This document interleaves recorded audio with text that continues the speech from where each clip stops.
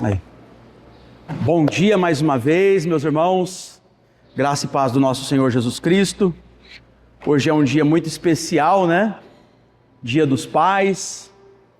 Dia da gente se lembrar também que por mais que a gente não tenha um pai aqui nessa terra, assim como eu não tenho, a gente tem um Pai Celestial que tem cuidado de nós, né? E a gente não pode se esquecer disso, né? Desse cuidado de Deus como um pai mesmo. E aproveitando essa ocasião tão especial, a gente vai falar hoje sobre a paternidade de Deus e a teologia da aliança. Essa relação que nós temos por meio dessa doutrina tão importante com Deus. Então a gente vai falar um pouquinho sobre isso hoje, mas antes disso, vamos orar?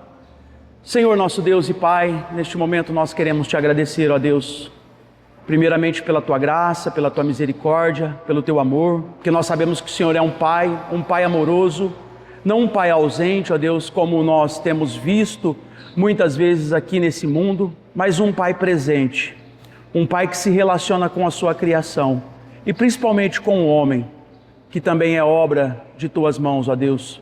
Obrigado pelo cuidado do Senhor, pela provisão do Senhor nas nossas vidas, porque nada nos tem faltado, ó Deus. Isso é graça, isso é misericórdia do Senhor.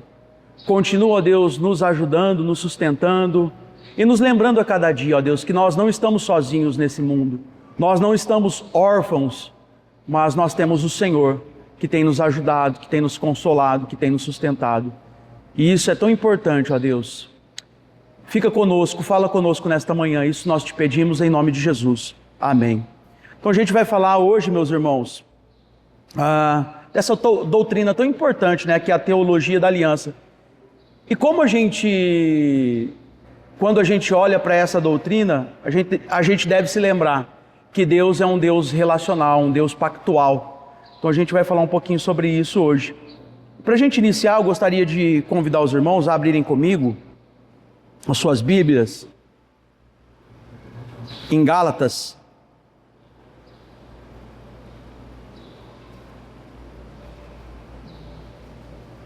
Gálatas capítulo 3, versículo 26 a 29. E aí, o primeiro que abrir, quiser fazer essa leitura para nós. Pois todos vós sois filhos de Deus, mediante a fé em Cristo Jesus. Porque todos, quando fostes batizados em Cristo, de Cristo vos revestistes.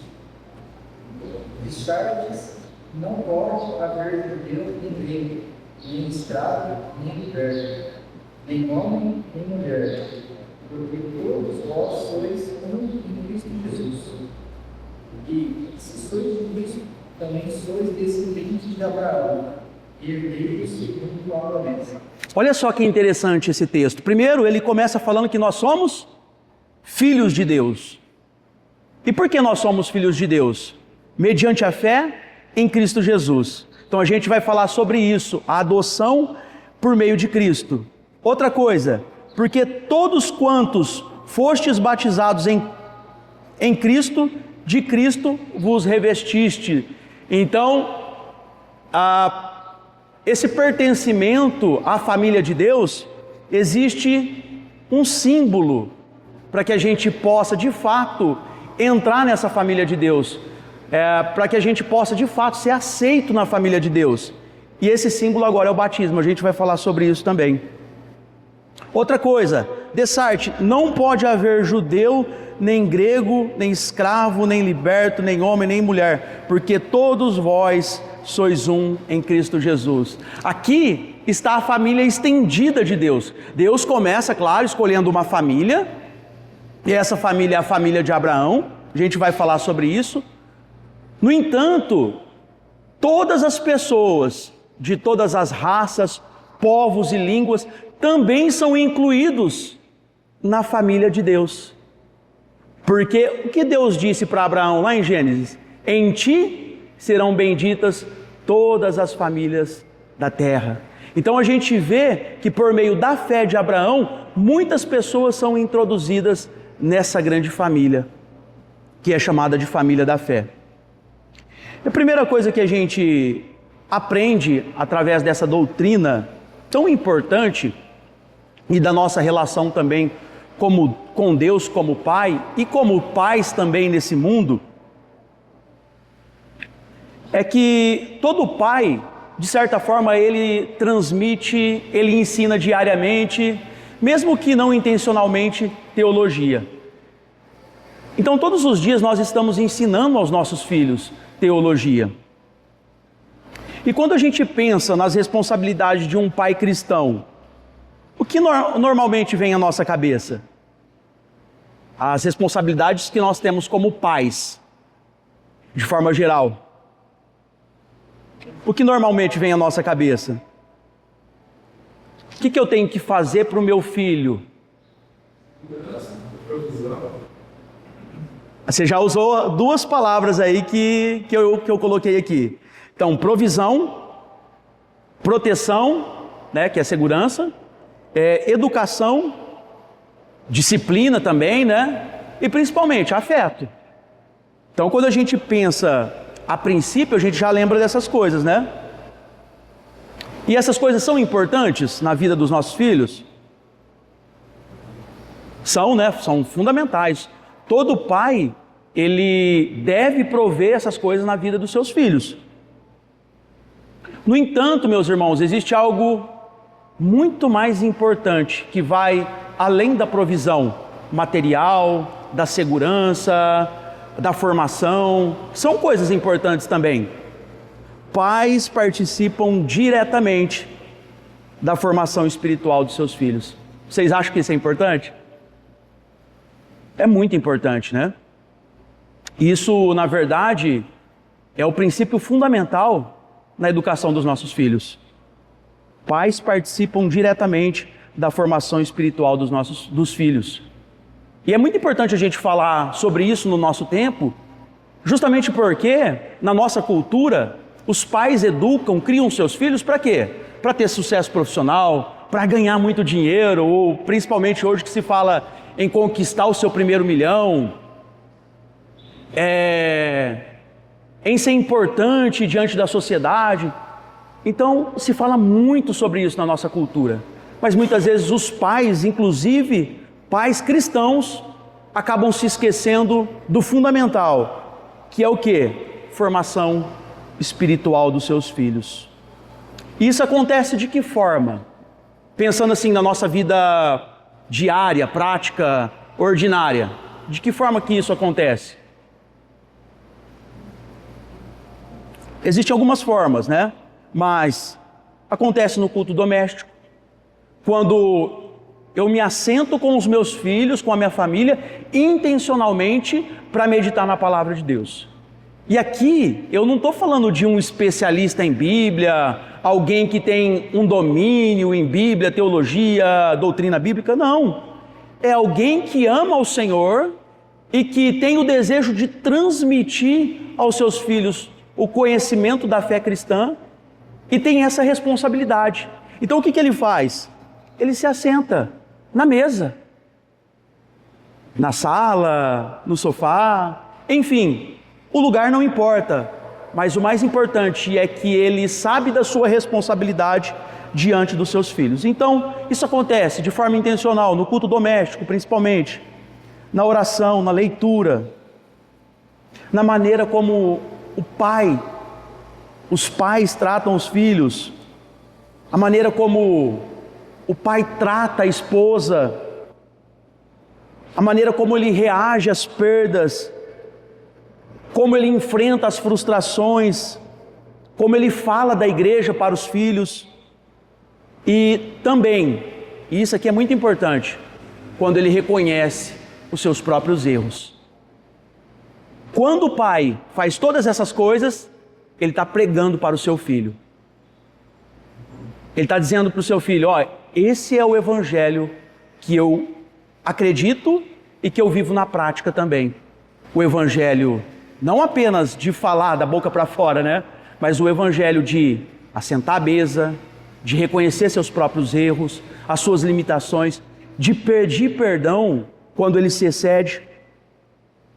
Então, seus filhos aprendem teologia ouvindo aquilo que o seu pai os seus pais ensinam, mas principalmente observando a maneira como o seu pai, ele vive, ele se comporta, se a sua pregação é coerente com a sua vida prática. Dessa forma, os filhos estão aprendendo também. Deuteronômio, se alguém puder abrir, fazendo um grande favor. Capítulo 6, versículos 6 e 7.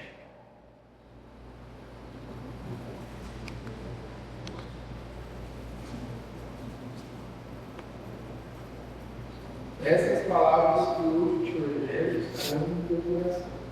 Tu as inculcarás aos teus filhos, delas falarás no caminho, e andando no caminho, e ao deitar-te, e ao levantar-te. Quando, Jorge? Repete aí para nós. Delas falarás assentado no teu dedo, e andando pelo caminho, e ao deitar-te, e ao levantar-te. Deu para entender a dimensão da educação cristã?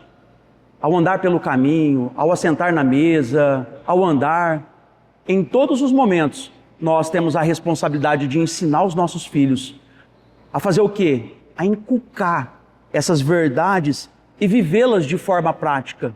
Então, isso é responsabilidade nossa. Quando a gente lê esse texto, para um judeu, isso aqui é bem claro. Mas muitas vezes para nós, a gente tem uma certa dificuldade, principalmente numa cultura em que a gente faz uma dicotomia. Antigo Testamento é uma coisa, Novo Testamento é outra. Mas esse texto aqui, ele é transcendental. Ele é independente do tempo, da época, da era.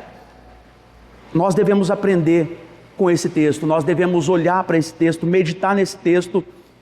E quando a gente olhar para esse texto, nós devemos ser confrontados diante da responsabilidade que nós temos para com os nossos filhos.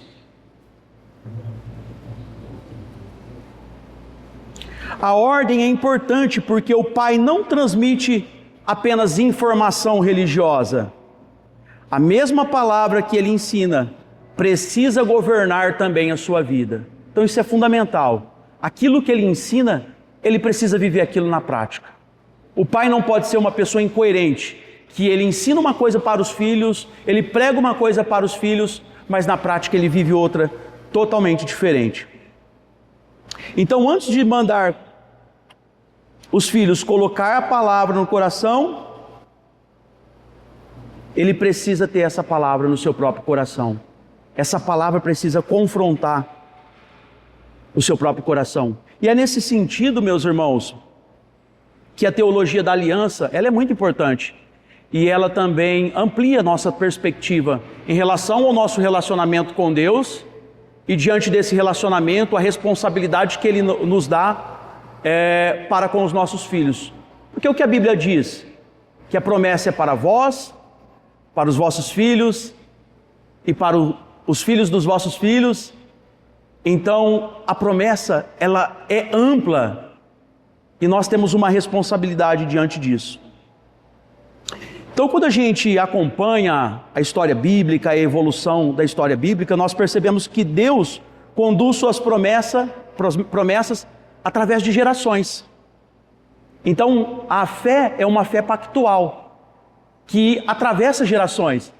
Bom dia, Tiagão, oi, Caião. Que passa de pai para filho. Então, é muito importante a gente observar esse ponto. Isso não significa que a fé ela seja transmitida biologicamente. Por mais que nós sabemos que existe essa transmissão geracional, ela não é transmitida biologicamente.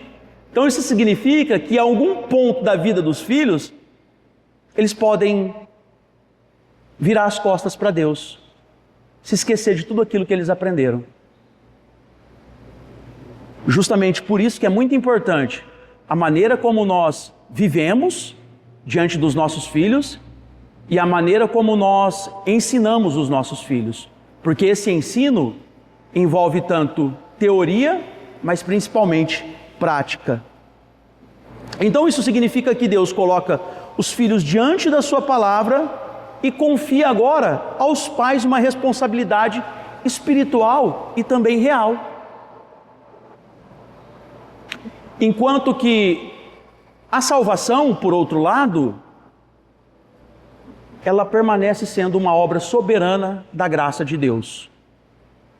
Isso é obra, é graça de Deus. Nós não temos participação nenhuma nisso. No entanto, nós temos sim uma responsabilidade diante de Deus e diante dos nossos filhos que foram confiados por Deus.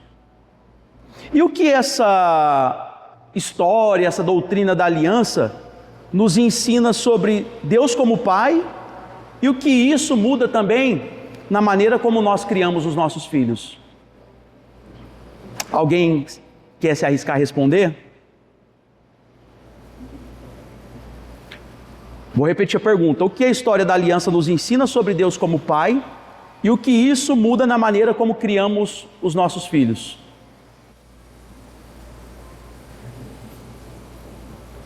Quando a gente pensa na doutrina e na teologia da aliança, o que isso significa?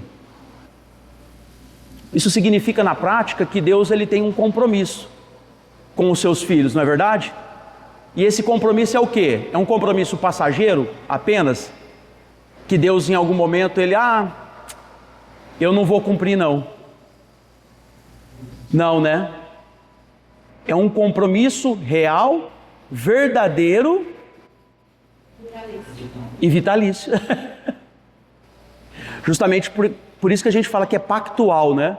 E mais uma vez, quando a gente fala isso para um judeu, uma pessoa do Oriente, isso tem um significado que eles têm bem claro na mente. E aí a gente precisa olhar para o texto bíblico para que a gente possa de fato entender o que isso significa na prática. E olha só, uma aliança bíblica é um relacionamento solene, estabelecido soberanamente por Deus. Uma aliança bíblica é um relacionamento solene, estabelecido soberanamente por Deus. O que isso significa? Significa que Deus estabeleceu o pacto, a aliança. E uma vez que Deus estabeleceu, Deus não volta atrás. Ele é um Deus que cumpre os seus pactos e cumpre as suas alianças. É só a gente olhar para a narrativa bíblica e ver aqueles homens com que Deus fez os seus pactos, as suas alianças. Abraão, Jacó, Davi, Moisés. Alguma das alianças que Deus fez não foi cumprida? Todas as alianças de Deus foram cumpridas. E todas essas alianças eram apontamentos para uma aliança muito maior, estabelecida por meio de Cristo. E agora entra Deus como Pai. Então, é um relacionamento solene estabelecido soberanamente por Deus. E é muito importante você observar esse ponto, porque a gente vai entender daqui a pouco o que isso significa. E quando a gente fala dessa doutrina, a comparação com um contrato pode ajudar apenas até certo ponto, porque muitas vezes quando a gente pensa numa aliança, a gente pensa em um contrato, né? Então é uma parte que fez um contrato com outra parte e firmaram um compromisso. Até certo ponto, isso está certo, mas até certo ponto não está. A gente vai ver por quê. Olha o que significa um contrato. Um contrato normalmente regula uma troca entre partes. Uma parte oferece um serviço e a outra parte se compromete a algo. Enquanto a aliança bíblica estabelece um vínculo pessoal que também envolve promessas, mandamentos, responsabilidades e consequências. Então, se você contratar os serviços do Jorge, por exemplo, como advogado, ele vai elaborar um contrato para você lá, de prestação de serviço, né? Às vezes até uma representação, que em alguns momentos ele vai te representar. Mas isso não significa que você tem vínculos, no sentido de que agora você precisa prestar contas da sua vida para o Jorge.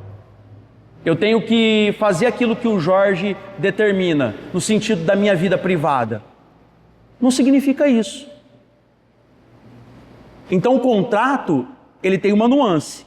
A aliança tem outra totalmente diferente. Então quando a gente fala de aliança, envolve promessas, mandamentos, responsabilidades e também consequências no caso da quebra dessa aliança. Então a gente vai ver isso também na narrativa bíblica. Homens que tinham uma aliança com Deus e muitas vezes desobedeceram aquilo que foi estabelecido por Deus e tiveram que sofrer as consequências pelos seus atos. Então a aliança, ela tem uma profundidade muito maior. E é muito importante também a gente perceber que Deus não aparece como uma parte que negocia em igualdade com o ser humano. Então, usando uma linguagem popular, Deus não se nivela a nós. Não é isso que significa. Ele toma a iniciativa, determina os termos e ele se relaciona com o seu povo. Mas ele continua sendo um Deus transcendente, que está acima de nós, que é imensurável, que é intransponível. E olha só a definição que o Palmer Robertson, ele tem um livro chamado Cristo dos Pactos, e esse livro é muito interessante porque ele fala justamente dessa doutrina da aliança, do pacto de Deus com o seu povo, né? E ele diz: pacto é um vínculo de sangue soberanamente administrado. Pacto é um vínculo de sangue soberanamente administrado. Ou seja, o pacto de Deus com o seu povo envolve sangue. E quando a gente fala de sangue, a gente lembra do quê? De morte, né? Isso significa que alguém que desobedecesse a aliança teria que morrer. Ou alguém que descumpriu a aliança morrer, ou alguém perfeito ao ponto de substituí-lo morrer. Então é muito importante a gente olhar para isso, porque a gente vai ver a graça de Deus nesse ponto. Porque nós merecíamos morrer pela nossa desobediência, mas Deus é tão gracioso que até mesmo nisso Ele proveu alguém perfeito, justo, que fosse capaz de morrer no nosso lugar. E esse alguém era o seu próprio Filho. Olha a beleza, a profundidade dessa aliança. Deus cumprindo a sua parte, mesmo quando nós não somos capazes e nós não éramos capazes de cumprir a nossa.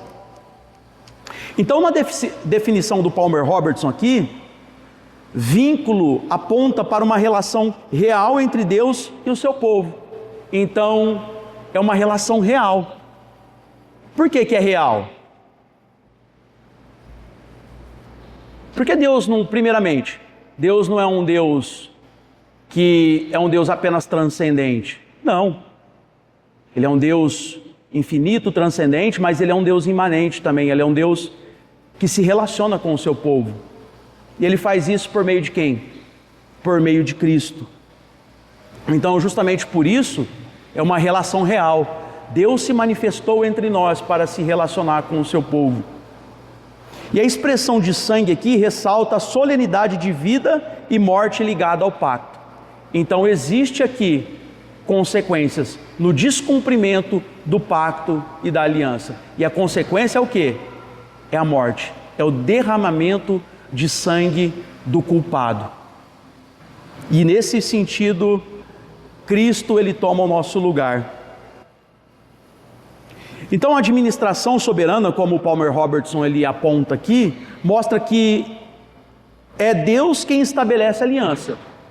Então a iniciativa de estabelecer a aliança é do próprio Deus. A gente já começa vendo isso lá no jardim. A aliança de Deus com Adão ali no jardim, como representante, como cabeça federal da humanidade. Justamente por isso que a gente fala de pecado original, porque Adão era o cabeça da humanidade. A gente chama de cabeça federal. Então ele representava ali toda a humanidade. Então a obediência de Adão significava a obediência de toda a humanidade.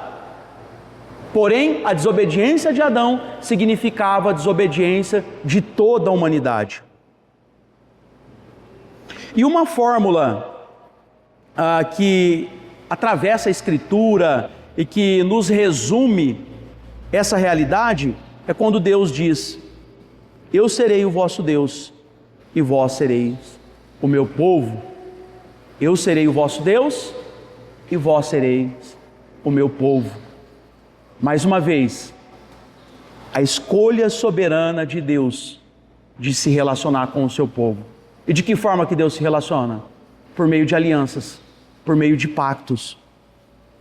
Deus não oferece apenas benefícios, Ele se compromete com o seu povo e chama o seu povo para viver diante dele. Então nós temos uma responsabilidade para com Deus. E nesse ponto é muito importante a gente entender, porque Deus nos chama para viver diante dele, claro, individualmente, mas também como representantes. Então Ele me chama para viver diante dele com a minha família. E nesse ponto eu tenho uma responsabilidade muito grande, porque eu tenho que trazer os meus filhos diante de Deus, eu tenho que apresentar os meus filhos diante de Deus. E é justamente por isso que nós trazemos os nossos filhos para serem batizados, para receber o sinal da aliança, o sinal do pacto. Porque nós temos uma responsabilidade sobre os nossos filhos e nós vamos falar sobre isso. Então, antes de nós sermos pais responsáveis por outra geração, somos filhos dependentes da fidelidade de Deus. Então nós dependemos da fidelidade de Deus. Então justamente por isso que nós devemos cumprir a nossa parte da aliança, mesmo sabendo que somos pecadores, somos falhos, somos limitados, mas nós temos uma responsabilidade de Deus, diante de Deus. E é essa responsabilidade que me leva a cumprir aquilo que Deus determinou para a minha vida. Acho que um pulou. Uma das primeiras alianças que nós percebemos, e a gente se depara no texto bíblico, é a aliança que foi estabelecida por Deus com Abraão. E a fidelidade de Deus para com este homem, que vai reverberar não apenas na vida dele, não apenas na família dele, não apenas no povo de Israel, mas em toda a humanidade que é incluída no pacto estabelecido por Deus com Abraão. Gênesis 12, 1 a 3, se alguém puder fazer essa leitura.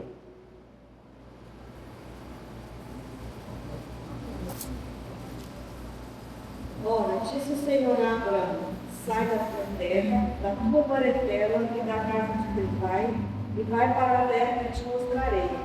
De ti farei uma grande nação, e te abençoarei, e te engrandecerei em nome, sendo uma bênção. Abençoarei os que te abençoarem, e amaldiçoarei os que te abençoarem. Em ti serão benditas todas as famílias da terra. Olha só que interessante. O texto começa como? Ora, sai, Deus dando uma ordem para Abraão. Primeira coisa que a gente aprende com isso, que não é Abraão que aparece procurando Deus, é Deus quem chama, ordena e promete. De onde que Abraão era? Ur, uma cidade chamada Ur. E quando você lê Josué capítulo 24, se não me falha a memória, a gente observa ali, por que Deus tirou Abraão de Ur? Porque Ur era uma cidade idólatra. E provavelmente a família de Abraão, a parentela de Abraão estava envolvida nessa idolatria. Então olha só, é Deus tirando um homem do meio da idolatria, do meio das pessoas que estavam virando as costas para o Deus verdadeiro. Então aqui a gente percebe que não é Abraão que está procurando Deus, é Deus quem chama, ordena e promete a Abraão. Isso ele faz soberanamente. Por que que Deus escolhe justamente Abraão? A gente não sabe os motivos reais, porque foi Abraão que Deus escolheu. Mas nós sabemos que Deus é soberano para isso. E Deus está escolhendo um homem no meio de uma humanidade caída. Separando um homem, separando uma família no meio de uma humanidade caída. Então Deus estabelecendo o pacto com uma família. Isso é muito importante para nós. E Deus promete a Abraão uma terra, uma descendência, e aqui o ponto mais importante, a bênção que alcançaria todas as famílias da terra, inclusive nós. Então olha só como nós estamos ligados à fé que Abraão teve, ao pacto estabelecido com Abraão. Então a eleição de Abraão, portanto, não pode ser reduzida a um privilégio étnico. Não é apenas um privilégio étnico, porque senão Deus teria salvado todas as pessoas lá de Ur. Deus teria mandado que todas as pessoas tivessem acompanhado Abraão. Não é um compromisso étnico. Deus escolhe uma família e por meio dela conduz uma promessa destinada a alcançar outros povos. Então isso é muito importante. E aí, como a gente leu em Gálatas 3, mostra que essa bênção encontra o seu cumprimento em Cristo, onde agora todos os povos, raças e línguas são reunidos nessa promessa. Então Deus escolhe uma família, mas desde o começo tem as famílias da terra diante dos olhos. Então, por mais que Deus tenha escolhido uma família específica, que é a família de Abraão, entre outras famílias, o propósito de Deus continua sendo incluir outras famílias, de outros povos, de outras raças e de outras nações. Então, o propósito de Deus, ele é muito mais amplo do que nós imaginamos de primeira vista. Então, antes de perguntarmos o que Abraão fará por Deus, Gênesis nos obriga a olhar para aquilo que Deus promete fazer por meio de Abraão. E a gente só entende isso quando a gente olha para a igreja. Que a igreja agora é essa família maior, que reúne judeus, gregos, romanos, brasileiros, portugueses, americanos. Então, a promessa tem o seu cumprimento em Cristo.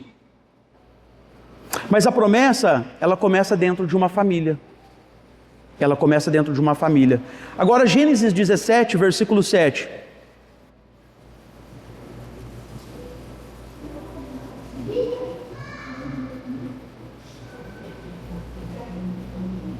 Estabelecerei a minha aliança entre mim e ti, e a tua descendência no decurso das suas gerações, aliança perpétua, para ser o teu Deus e da tua descendência. Olha só, então, a aliança entre mim e ti. Então, ela é uma aliança individual. Aí depois, o que o texto fala? A descendência. Então, uma aliança que envolve a minha descendência. Ou seja, envolve os meus filhos, envolve a minha família.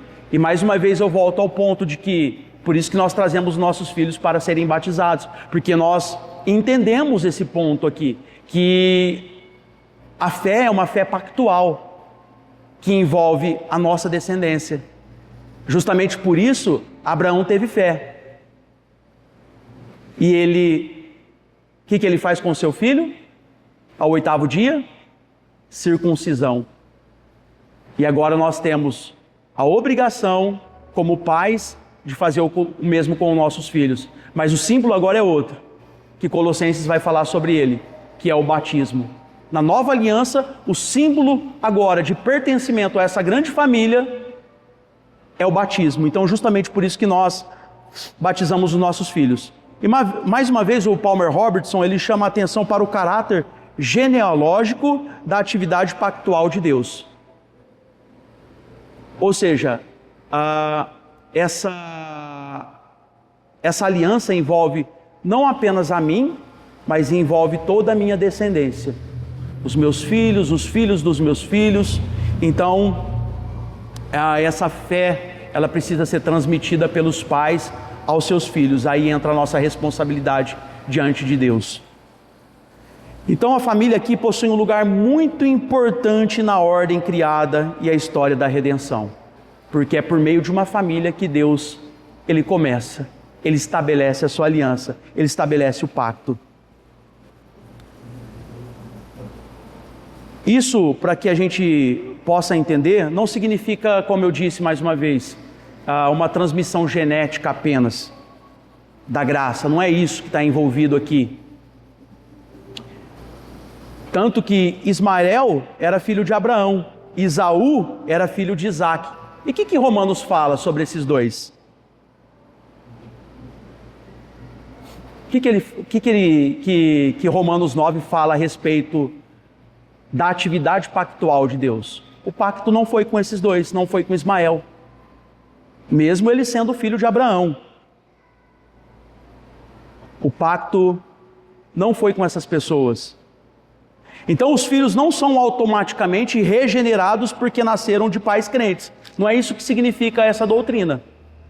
Então justamente por isso que nós precisamos, mais uma vez voltando a Deuteronômio 6, inculcar nos nossos filhos os ensinamentos bíblicos, a fé. Então na administração abraâmica, os filhos são colocados dentro da esfera visível da aliança e recebem o seu sinal. Então, por mais que eu saiba que os meus filhos eles vão crescer e depois eles vão tomar suas próprias decisões, ainda assim eu tenho a minha responsabilidade. Então, eu preciso introduzir o meu filho nessa aliança. Eu preciso educar o meu filho baseado nesta aliança de Deus com o seu povo. Eu preciso ensinar a responsabilidade que ele vai ter diante de Deus, para que ele possa também transmitir isso aos seus filhos. Justamente por isso, pais cristãos devem criar seus filhos diante da palavra, das promessas e da vida do povo de Deus, reconhecendo ao mesmo tempo que somente o Espírito pode produzir a fé verdadeira. Então nós temos essa responsabilidade de educar os nossos filhos na doutrina, na palavra, nos ensinamentos bíblicos, para que depois lá na frente eles possam tomar as suas próprias decisões, mas consciente da responsabilidade que eles têm diante de Deus, e sabendo que quem produz a verdadeira fé é o Espírito Santo de Deus. Não adianta então eu querer impor aos meus filhos: você tem que ser crente, senão você vai para o inferno. Você tem que ser crente, porque senão você vai sofrer as consequências. Quem faz isso é o Espírito Santo. O nosso papel é justamente cumprir a nossa responsabilidade. Nós devemos ensinar os nossos filhos.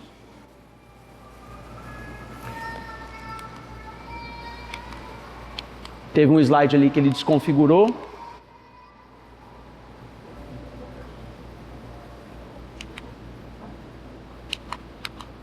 Vamos deixar aqui por enquanto. E quando a gente olha, voltando um pouco, a gente viu agora o capítulo 17 de Gênesis. No capítulo 15, a gente vê Abraão entre a promessa recebida e a impossibilidade que continua dentro da sua própria casa. Deus prometeu para ele o quê? Uma descendência. Mas qual que era o obstáculo que Abraão tinha dentro da sua própria casa? A sua mulher era estéril. Então ele tinha um obstáculo, vamos colocar assim, dentro da sua própria casa para o cumprimento dessa promessa. Mas, voltando ao que eu já disse, a promessa foi feita por quem? Por Deus, né? Por meio do quê? De um pacto, de uma aliança. Então, se Deus prometeu e se Ele fez um pacto, uma aliança, a gente pode crer que isso vai se cumprir. Então, mesmo que Abraão, ele tinha ali, naquela situação, um obstáculo para o cumprimento da promessa, ainda assim, nós devemos confiar, porque certamente Deus, Ele vai cumprir a sua promessa. E é nesse contexto que Deus reafirma a sua palavra em Gênesis 15, versículo 6, e declara que Abraão creu no Senhor e isso foi imputado para a justiça. Então Abraão creu na promessa de Deus para a sua vida, para a sua descendência, e isso foi imputado para a sua justiça. E aí Paulo depois, tanto em Romanos 4 quanto em Gálatas 3, ele vai voltar a essa temática para explicar a justificação pela fé e pela fé somente. Então nós somos justificados pela fé e pela fé somente. E é claro que a gente sabe que essa fé, até mesmo essa fé, é uma obra de Deus nos nossos corações, nas nossas vidas. Ainda assim ela é muito importante para a gente entender a justificação. Então Abraão, ele possui uma promessa de Deus diante dele e uma impossibilidade, que é a esterilidade da sua esposa. E aí um ponto muito importante da relação pactual entre Deus e Abraão é uma cerimônia que acontece. Que cerimônia que é essa?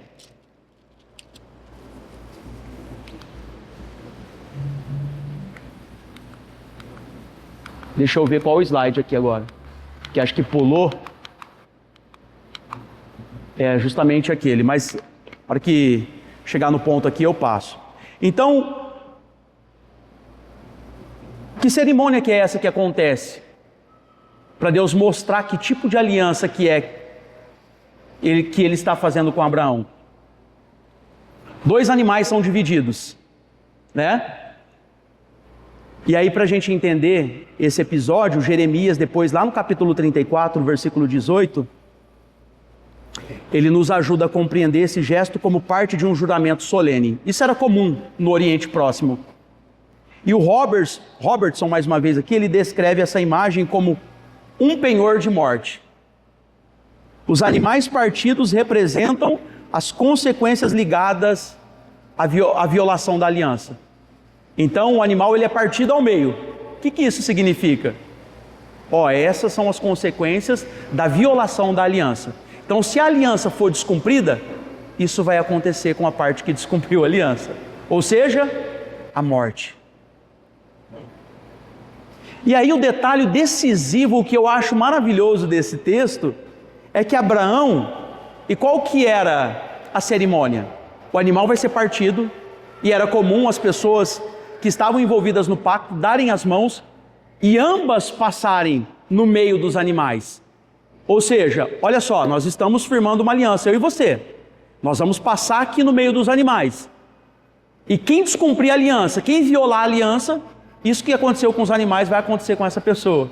Então era mais ou menos isso que acontecia nessa cerimônia. Mas o interessante do texto, que eu acho maravilhoso do texto, e aí isso me faz refletir sobre essa graça maravilhosa de Deus, é que Abraão não passa.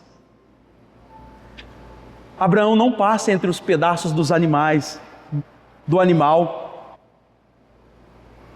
A gente tem ali a representação da presença divina, o fogareiro fumegante, a tocha de fogo passando entre eles, ou seja, a presença de Deus passando. Isso não significa que Abraão ele foi eximido das suas responsabilidades, não, ele ainda tem as responsabilidades pactuais. Mas Deus aqui, o que Ele está fazendo? Ele está colocando sobre a sua própria fidelidade. Ele está baseando aqui o pacto, a aliança na sua própria fidelidade. Ou seja, mesmo se o homem não for capaz de cumprir a sua parte da aliança, do pacto, eu vou prover a forma de ele cumprir a sua parte na aliança e no pacto. Isso significa que alguém cumpriu a nossa parte no pacto. Deus passa, Abraão não passa. Isso é graça, meus irmãos. E que graça maravilhosa que é essa, né? A promessa foi feita a Abraão, mas Deus coloca a sua própria fidelidade por trás da promessa. A própria fidelidade de Deus por trás dessa promessa. Então eu acho essa cerimônia maravilhosa, porque tem um apontamento direto para essa graça maravilhosa de Deus. E essa verdade, ela é decisiva para a paternidade, porque a família de Abraão não será sustentada pela perfeição de Abraão. Não, porque a gente vê em vários momentos Abraão falhando, Abraão errando. O próprio episódio quando Abraão, ele vai para o Egito, e ali, ele com medo de morrer, ele precisa entregar a sua própria esposa para Faraó. E o que ele diz? Que ela é sua irmã. Então a gente vê Abraão falhando diversas vezes. Então, Abraão ainda vai ter medo, ele vai tomar decisões erradas, ele vai tentar resolver a promessa por seus próprios meios. Mesmo assim, é Deus quem continua conduzindo os seus propósitos, e Deus cumpre a sua aliança feita por meio de Abraão. Então, meus irmãos, resumindo esta parte, a história da aliança é a história de um Deus fiel trabalhando através de famílias imperfeitas. Por mais que nós tenhamos responsabilidades, nós devemos cumprir as nossas responsabilidades. A nossa família é imperfeita, nós somos imperfeitos. Então, quando a gente olha para essa doutrina, a gente não deve pensar que nós vamos cumprir perfeitamente a nossa parte. Não. Até porque a história mostra que homens não cumpriram perfeitamente. Mas significa que Deus nos deu responsabilidades. E mesmo quando nós erramos, nós estamos diante de um Deus gracioso, que proveu os meios para que nós cumpríssemos aquilo que Ele determinou por meio de Cristo. Então nós temos pais imperfeitos, mas nós temos um Deus fiel. Um Deus fiel que cumpre a sua parte do pacto, um Deus que cumpre a sua parte na aliança, mesmo quando nós falhamos. Ele continua sendo Deus, Ele continua sendo fiel às suas alianças. Então a Escritura, ela, em nenhum momento, ela esconde os pecados desses personagens com quem Deus se relacionou, com quem Deus fez alianças, fez pactos. Abraão falha, Isaac demonstra favoritismo entre os seus filhos, Jacó reproduz esses conflitos familiares, Davi experimenta consequências dolorosas por causa do seu pecado, a sua família vai sofrer as consequências.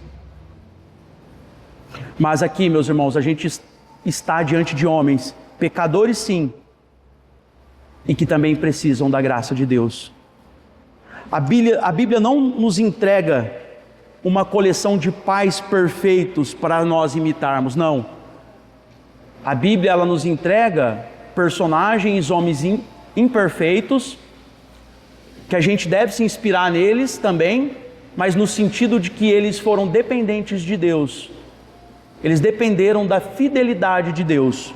Então é nesse ponto que nós devemos olhar para esses homens e imitá-los.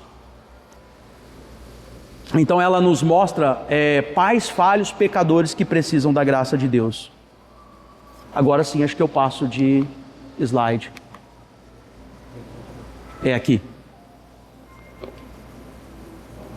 E voltando a algo que eu já disse, essa aliança, ela se resume apenas a uma família, ou ela é uma aliança que se estende?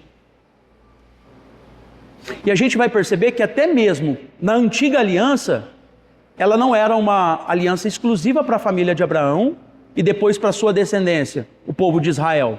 Não. Essa aliança também era aberta a estrangeiros, pessoas de fora.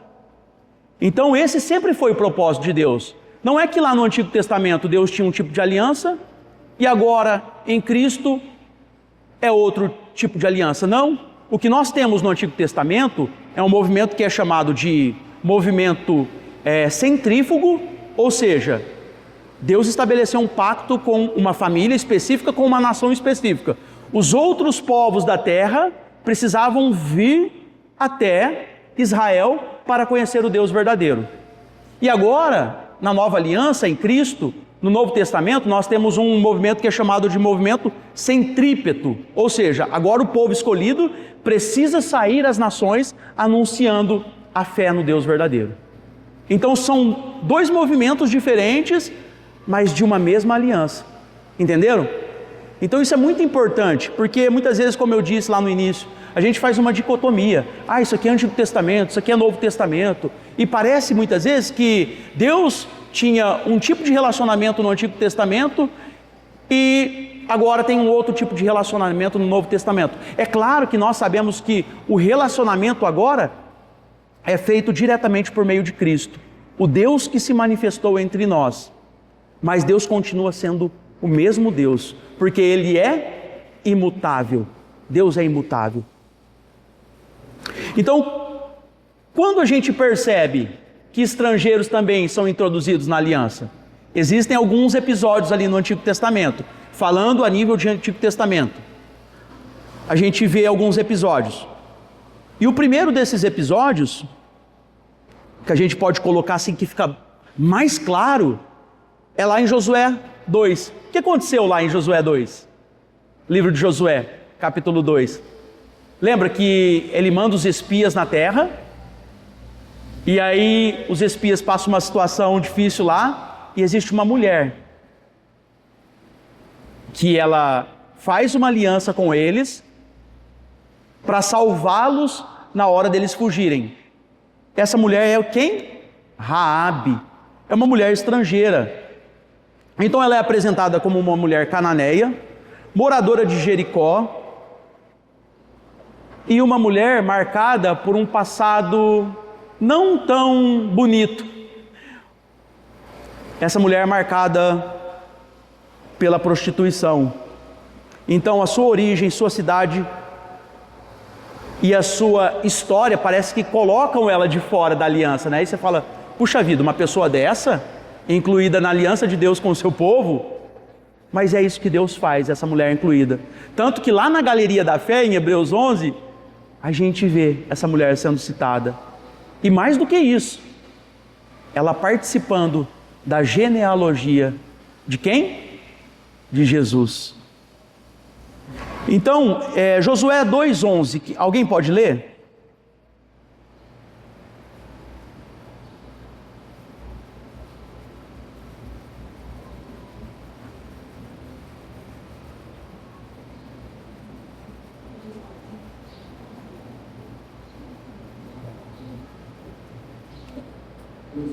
Dois 11. Ouvindo isto, esvaziou-nos o coração, e ninguém mais a ânimo algum, por causa da vossa presença. Porque o Senhor, vosso Deus, é Deus em cima dos céus e embaixo da terra. Olha só, quem está fazendo essa confissão? Num primeiro momento a gente pode até pensar que é um sacerdote, né, um profeta, fazendo essa confissão, que Deus é Deus, um Deus transcendente, né? É Raabe, dentro de Jericó, fazendo essa confissão. Ela já foi impactada por Deus, e justamente por isso ela foi incluída na aliança. E aí, existia um sinal que eles combinaram. E qual que era esse sinal? O sinal era um cordão de escarlate. Era para identificar a casa dela quando os espias fossem fugir. Então ela deveria colocar um sinal de escarlate, cor escarlate. O texto não afirma que a sua cor represente diretamente o sangue de Cristo. Geralmente a gente faz essa associação, né? Nossa, cor escarlate já é um apontamento para o tipo da aliança, uma aliança de sangue, que identifica aqui com o sacrifício de Cristo. O texto não fala sobre isso, mas a gente geralmente conjectura dessa forma, né? O ponto principal, além disso, está naquilo que acontece com Raabe. Josué 6,25 agora.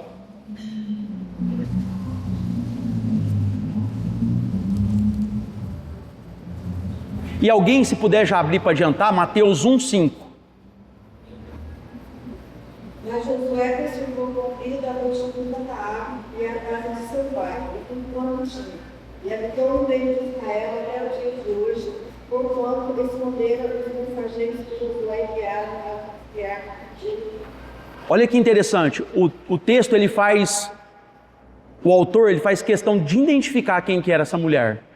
Ela era uma mulher cananeia, prostituta, isso é importante, porque não era uma pessoa muito bem vista na sociedade. Então o autor está destacando isso justamente para falar, olha, essa mulher também, estrangeira, prostituta, foi incluída na aliança. Então isso é muito importante. Final do texto, lê novamente para nós. Porquanto esconderam os mensageiros que Josué enviara a espiar Jericó. Então ela cumprindo a aliança que ela fez, não apenas com o povo de Deus, mas com o Deus que eles anunciavam. Então ela cumprindo a sua responsabilidade diante da aliança que ela fez. Então isso é muito importante. Agora Mateus 1:5. Salmão gerou a Boaz, e este de Ruth gerou a Obed e o Obed de Jessé. De quem que é essa genealogia aí, Jorge? De Jesus. Então olha que interessante. Essa mesma mulher que o autor faz questão de destacar que ela é cananeia, ela é prostituta, ela não fazia parte da aliança, ela não apenas é incluída na aliança, e aí mais uma coisa que ele fala no texto, até os dias de hoje, né? Ela viveu no meio do povo de Deus até os dias de hoje. Ou seja, isso significa que as gerações depois dela também viveram essa mesma aliança até chegar em Cristo, porque ela está na genealogia de Cristo. Então a mulher que estava fora passa a habitar no meio do povo de Israel, a estrangeira de Jericó aparece na família do Messias. Olha só a profundidade da aliança de Deus com o seu povo. Outra personagem, também estrangeira, e que é incluída na aliança, é Ruth. Não sei se está aparecendo lá. Está meio ruim de visualizar. Deixa eu passar aqui. Não sei se vocês estão enxergando lá, eu não estou enxergando quase nada. Mas outra personagem muito importante, estrangeira também, é Ruth. Ruth era de onde? Ruth era de Moabe, então ela era uma moabita, viúva e estrangeira. E ela toma uma decisão muito importante, porque quando o seu marido morre, lá em Moabe, ela decide acompanhar quem? Noemi. E aí ela faz uma declaração lá em Ruth 1,16, se alguém puder ler.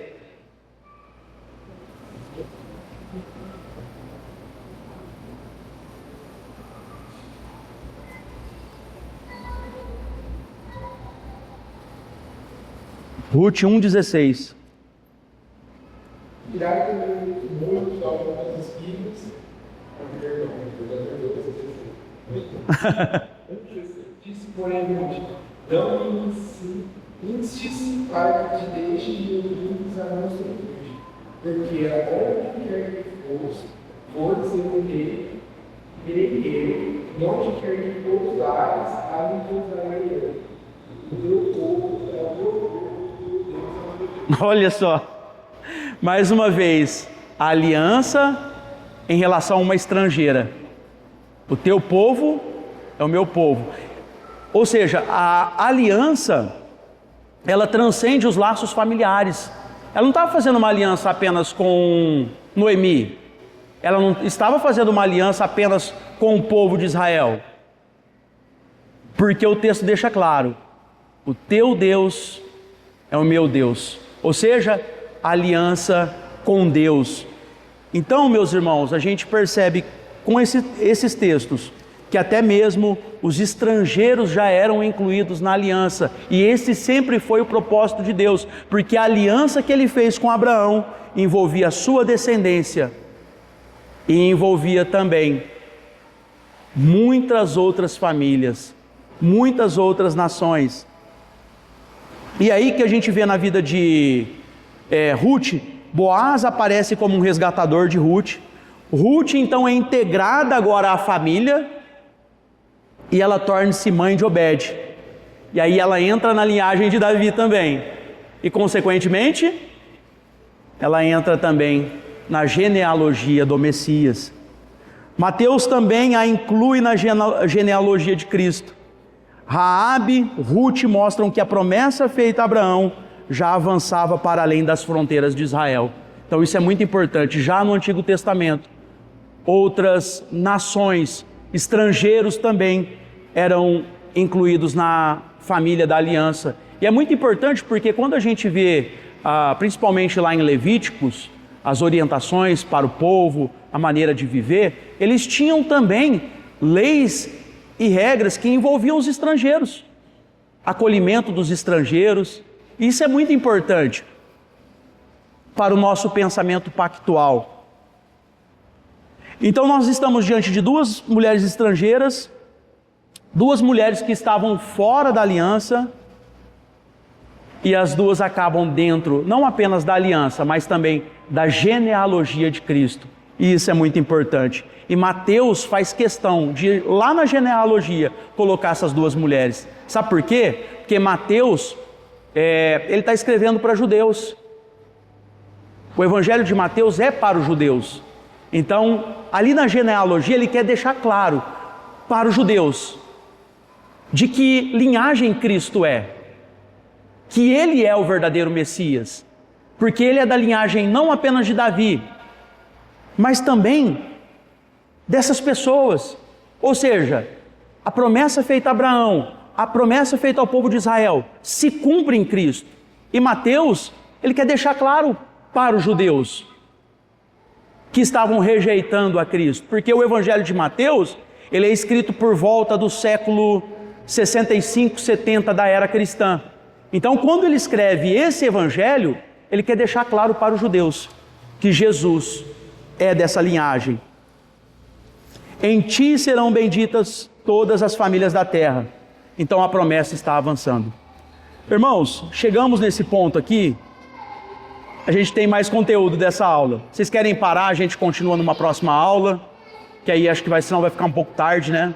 Então é melhor, né? A gente para por aqui, porque depois, dentro dessa perspectiva, tem ainda o batismo, que faz parte também disso, né? E outros aspectos também da aliança. Então a gente para por aqui e depois a gente continua no próximo domingo, pode ser? Então tá bom. Alguém quer comentar alguma coisa? Alguém quer falar alguma coisa? Ninguém? Então vamos orar para a gente encerrar? Senhor Deus, nós queremos te agradecer, ó Deus, por esse tempo de meditação na Tua Palavra, de refletirmos na Tua Palavra e nessa doutrina tão importante que é a teologia pactual, Senhor. Quando olhamos para essas verdades bíblicas, nós percebemos, ó Deus, a Tua fidelidade e o quão também nós somos falhos, ó Deus, em cumprir as nossas responsabilidades. Mas nós sabemos, ó Deus, que nosso relacionamento com o Senhor é por graça e não por mérito. É por meio de Cristo que cumpriu em nosso lugar aquilo que não éramos capazes de cumprir. Justamente por isso, Deus, nós pedimos perdão ao Senhor. Perdoa as nossas falhas enquanto pais. Perdoa as nossas falhas enquanto filhos, não apenas dos nossos pais biológicos, mas também como filhos do Senhor, Pai, que muitas vezes falhamos, desobedecemos o Senhor, viramos as costas para o Senhor. Perdoa, Senhor. E nos ajuda, Pai, a caminhar nesse mundo sabendo que nós não estamos aqui por acaso, mas nós temos uma aliança firmada com o Senhor por meio de Cristo, Pai. E nós devemos viver de acordo com essa aliança, Pai, em santidade, sabendo da nossa responsabilidade. Cuida dos nossos filhos, Deus, nesse mundo.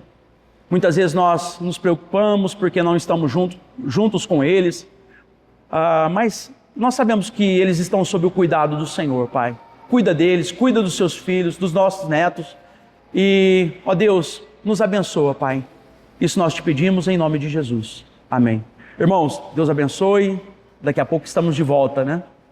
Deus abençoe, viu?